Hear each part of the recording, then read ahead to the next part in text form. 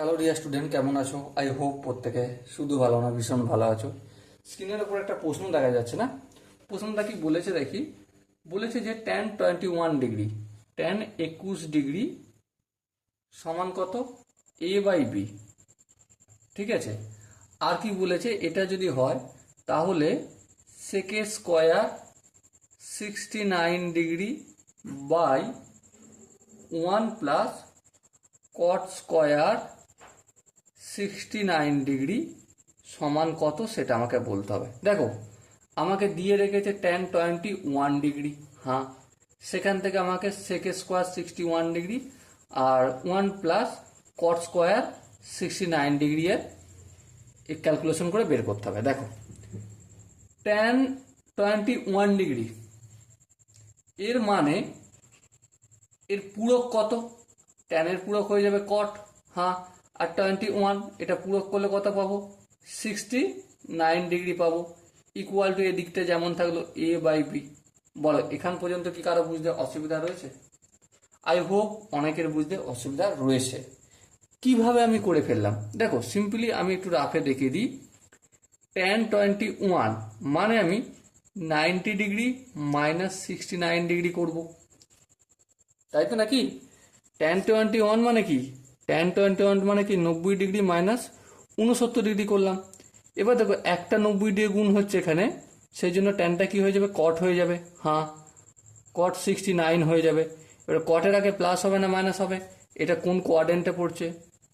দেখো, 69 minus 90 minus 69 মানে first কোয়াড্রেন্টে পড়ছে, তাই না? আর ফার্স্ট কোয়াড্রেন্ট তো সবাই প্লাস, সেই জন্য এখানে প্লাস হয়ে গেল। তো বাস, এভাবেই আমি এটা কমপ্লিট করলাম। আই হোপ এই স্টেপটা প্রত্যেকের বোঝা গেছে। চলো, এরপর আমাকে কি করতে হবে? cos 1 + cot² এর ভ্যালুটাকে বের করি। ফার্স্ট স্টেপ আমি cot² করি। কি করি? cos² 69 ডিগ্রি ইকুয়াল টু কি হবে? এদিকটা স্কোয়ার করতে হবে, a² / b²। বেশ, কোনো অসুবিধা নেই। এবারে দেখো, এবারে কি দেখবে? cot² করলাম তো, cot² যদি আমি করে থাকি তার মানে এদিকটায় যদি আমি 1 যোগ করি ডান দিকে বাম দিকে, তাহলে কি হবে?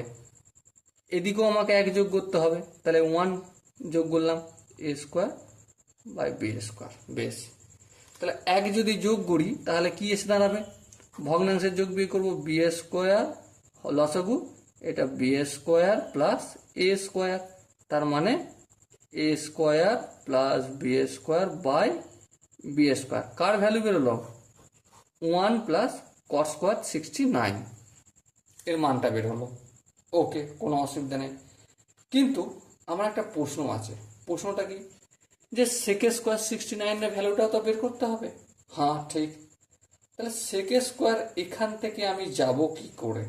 দেখো, খুব সহজে যাওয়া যায়, আবার কঠিনভাবেও যাওয়া যায়। আমি এই জিনিসটার হেল্প নেব। কি আছে দেখো, cot² 69 ডিগ্রি ইকুয়াল টু কি ছিল? a² / b² ছিল, হ্যাঁ, ঠিক। আচ্ছা, এর মানে cot² 69 মানে কি 1/tan² লিখতে পারি অনন্য? হ্যাঁ, অনন্য লিখতে পারি, কোনো অসুবিধা নেই। যদি তাই হয় তাহলে আমাকে একটা কথা বলো, 1/tan² 69 আছে, উভয় কি যদি 1 দিয়ে ভাগ করে দিই তাহলে লবটা হর হয়ে যাবে আর হরটা লব হয়ে যাবে। tan² 69/1, আর এটা কি হয়ে যাবে? b²/a²। বেশ, এবার দেখো, আমরা একটা ফর্মুলা জানি। কি ফর্মুলা সেটা একটু লিখছি ডান দিকে। sec² minus tan² equal to 1, হ্যাঁ। তাহলে sec² সমান কি? 1 + tan², হ্যাঁ, ঠিক। তার মানে দেখো, এখানে তো সবই ঠিক আছে। এখানে যদি আমি 1 যোগ করি tan²র সাথে, কোনো আপত্তি রয়েছে? না, কোনো আপত্তি নেই। তাহলে 1 যোগ করে দিলাম। এবার আমি ভগ্নাংশের যোগ বিয়োগ করবো, a² লসাগু হবে, a² হলো প্লাস b²। এটা কি? 1 + tan² না 69 হলো। আচ্ছা, 1 + tan², মানে কি? sec²। তাহলে আমি 1 + tan² 69 এর যায় sec² 69 লিখতে পারি? হ্যাঁ, লিখতে পারি। দেখো, দুটো মানই পেয়ে গেলাম। সো আমি ফটাফট করে এখানে আনসারটা করতে শুরু করে দেবো। sec square 69 by 1 plus cot square 69। sec square 69 মানে কি বেরিয়েছে, a square plus b square divided by a square. হ্যাঁ ঠিক। আর 1 প্লাস cot স্কোয়ার 69 মানে কি বেরিয়েছে, দেখো এই যে এখানে বের করে রেখেছি আমি, কি বের করেছি, a square plus b square divided by b square. হ্যাঁ, এবার দেখো উপরেরটা প্রথমে লিখি, a square plus b square by a square. এটা কি ভাগ চিহ্ন, এই গুণ চিহ্ন করলাম, এটা কি হয়ে যাবে, লবটা হরটা লব হয়ে যাবে, হর কি ছিল বি স্কোয়ার, এটা কি হয়ে গেল লব হয়ে গেল, আর এ স্কোয়ার প্লাস বি স্কোয়ারটা হর হয়ে গেল।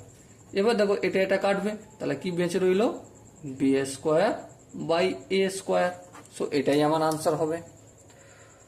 So my dear Watson, I hope অঙ্কের প্রতিটা স্টেপ আমি চেষ্টা করেছি বোঝানোর।